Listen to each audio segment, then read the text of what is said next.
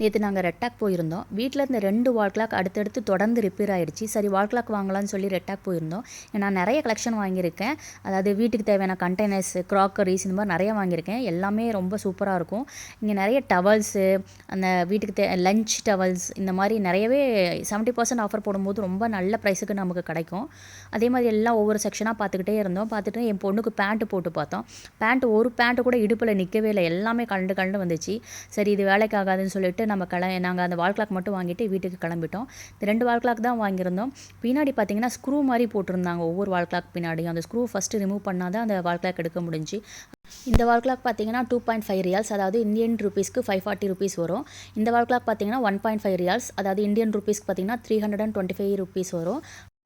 மற்ற கடைகளை கம்பேர் பண்ணும்போது இங்கே நிறைய டிசைன்ஸ் இருந்துச்சு. காசும் ரொம்ப கம்மியாக இருந்துச்சு. இங்கே யாராவது மஸ்கட்டில் இருந்தீங்கன்னா கண்டிப்பாக ரெட்டாக் செக் பண்ணி பாருங்கள். வால் கிளாக் இங்கே ரொம்பவே நல்லாயிருக்கும்.